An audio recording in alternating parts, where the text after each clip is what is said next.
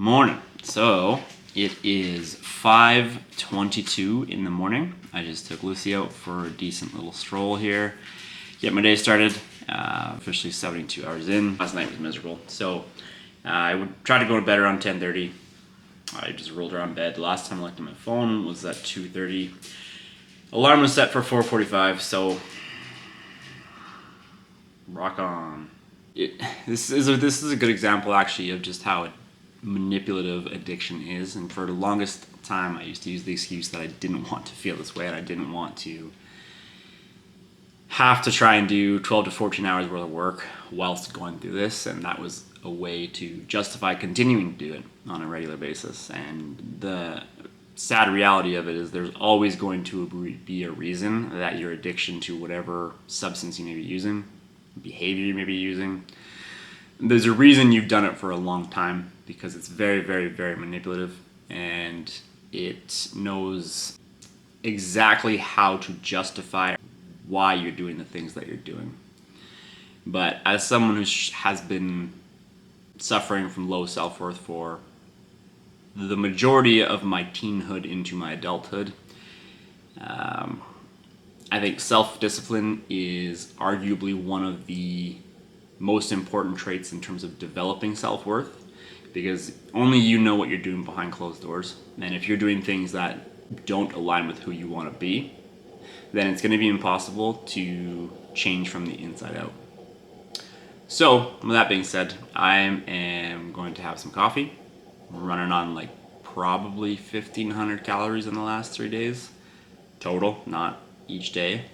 I know I'm like in the thick of it right now, but keep pushing. If you're on day 3, day 2, day 1, whatever day you're on, if you're contemplating, just keep pushing. It's not gonna be easy, but I can assure you it will be worth it. I'm gonna get some work done, and yeah.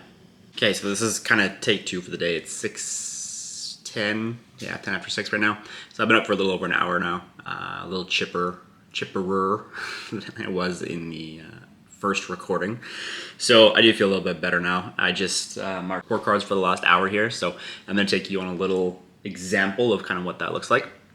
But yeah, I was pretty grumpy in that first one. So the caffeine has kicked in and the vibe balance has kicked in, so that's a positive. Okay, so quickly actually, so the reason I said in quotations report card, that's how I actually structure my check-ins. So for anyone who has worked with me in the past, I don't know why I'm holding this, what I'm looking at when I'm coaching you, 4 parameters to living a healthy and active lifestyle.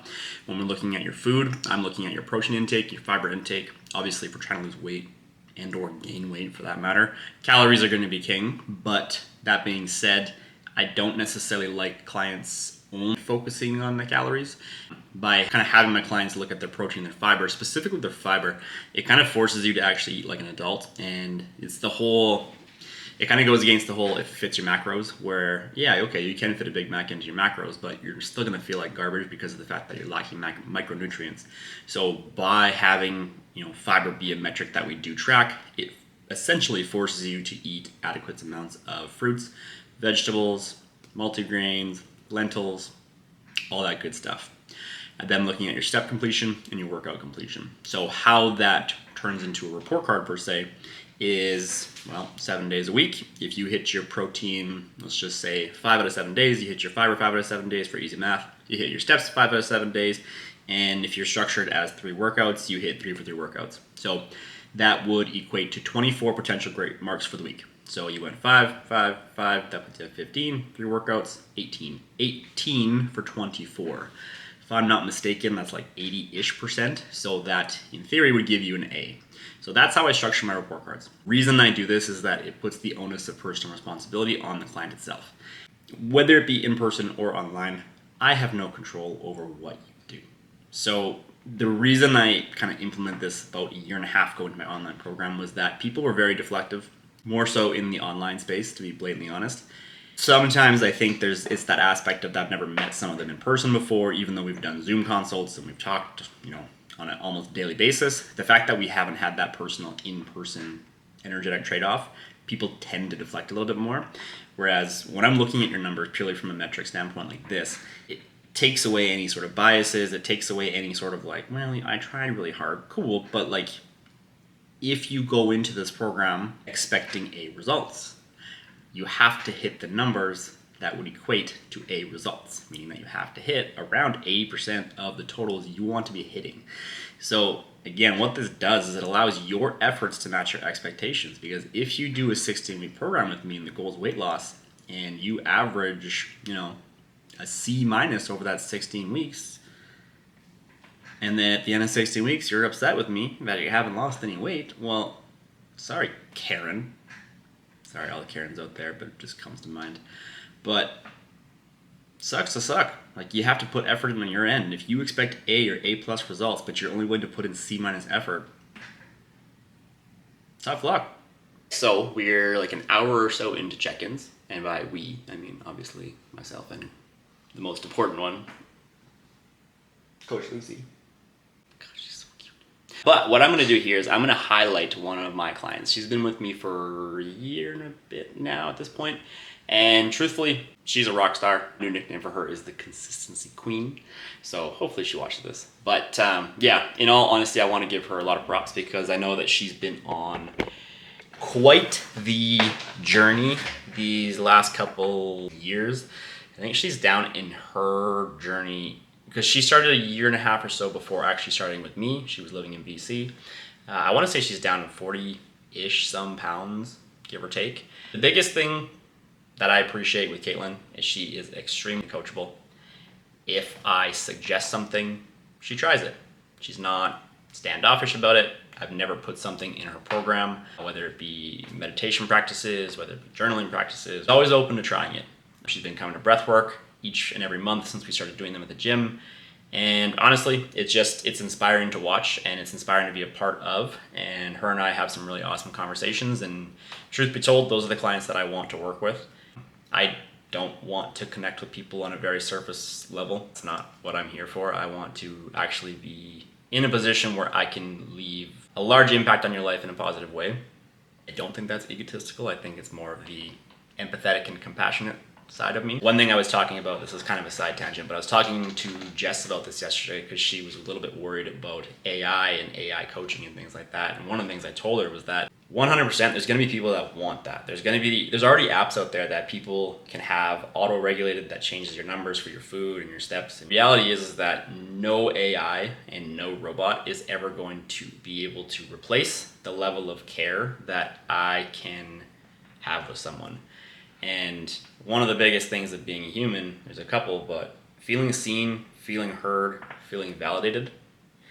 Yeah, sure, AI can validate you, but you're not gonna feel seen or heard knowing that you're expressing yourself and you're being vulnerable with a robot. I am pretty certain that there will never be a day and age that psychologists and psychiatrists and therapists end up getting replaced by AI, because human connection is absolutely vital when it comes to self-improvement, self-discovery. I can't foresee a day in the future where I go and express my deepest, darkest insecurities and vulnerabilities to a robot and I feel seen and heard. So, kind of a random side tangent, but I just want to highlight Caitlin because, again, she's awesome. And out of 53 report cards this week, she is the only one to get a perfect score. 100% A plus. Normally I would swear there, but I did not because this is YouTube. But honestly, phenomenal job, Caitlin. Keep it up, Consistency Queen. I think I'm going to start a new trend with shower coffees instead of shower beers like I used to have. Okay, en route to work here. I got a few words of wisdom now that I'm a little bit more enthusiastic to be alive. From what you saw earlier, I was not. So, how we speak to ourselves and the words that we use around ourselves and the actions that we're making are massive. One of the things that I want to talk about, taking a break versus quitting. So I've had this conversation a lot with clients. And the reason this is such an important conversation is if you put the pressure of saying, I'm going to quit weed, I'm going to quit alcohol, I'm going to quit Tinder, I'm going to quit whatever the behavior and or action may be, it puts a lot of pressure on you. You just label it as taking a break. You don't need to say it's a break for a week, a break for 2 weeks, a break for a year. You don't need to do that, and it takes a lot of the pressure off of you to actually continue making choices on a regular basis to stay on that break. You're gonna end up in social situations with friends, family, who, you know, hey, do you want to smoke? And it's like, oh no, I'm quitting. Then you're gonna get the judgment from your friends and family. They're gonna put pressure on you, and it's just something that just makes that much more difficult.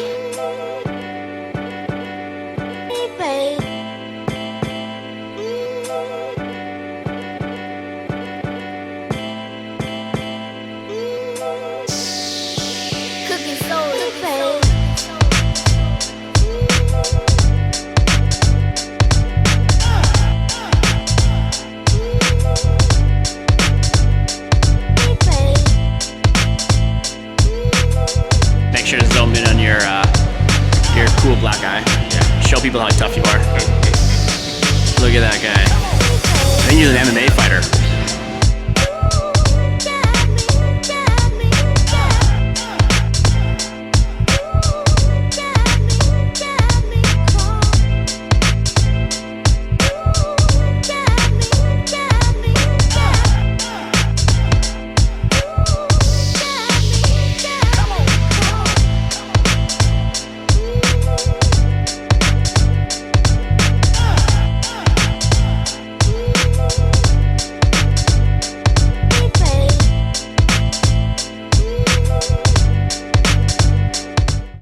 Are you ready?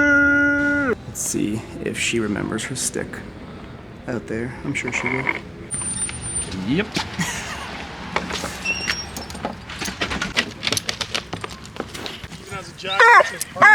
You tell him. Hey, dude. What up? What up? Hey, bud. Oh, Luce, is that a sock? Gross.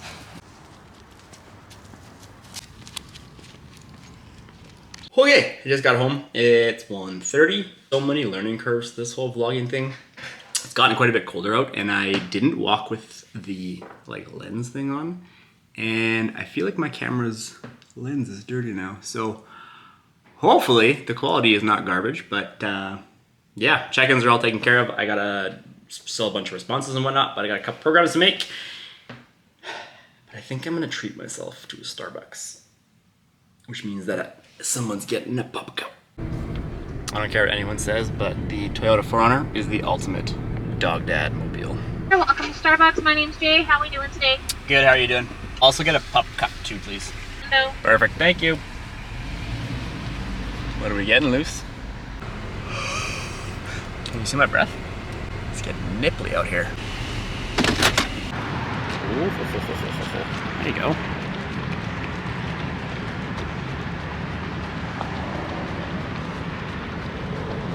Cross eyes. Mission accomplished. I don't normally drink things like this, but I feel like with the whole vlogging thing, I gotta really emphasize things. But I know you're probably thinking, Max, it's 2 in the afternoon. Do you need coffee? You haven't even been sleeping all week. 4 days, not all week. And I would agree with you. I probably should not have had this, but I'm gonna be real transparent here. And the 20 milligrams of Vyvanse that I had at 4:45 this morning and the 2 coffees since then are long gone.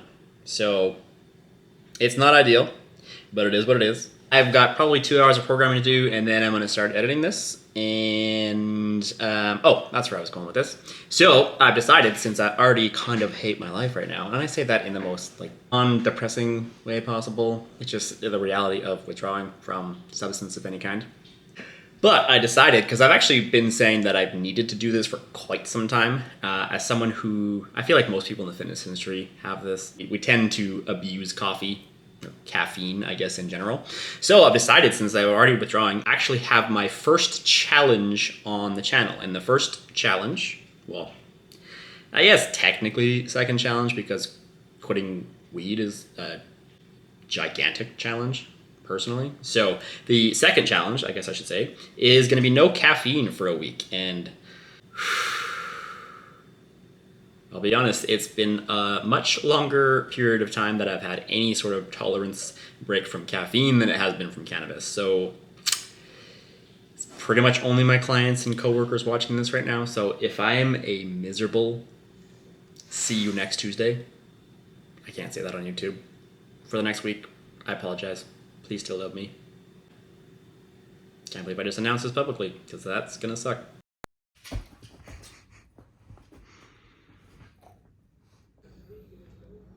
We made a mistake. I should not have laid down.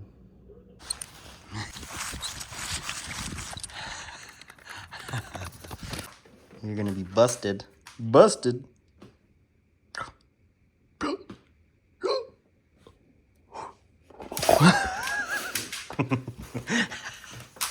I wish this Pizza 73 had like a frequent pizza flyer miles. I'd be just rolling in the dough. The goods have been secured loose. Cause it's glorious, glorious. I don't know the rest of the words.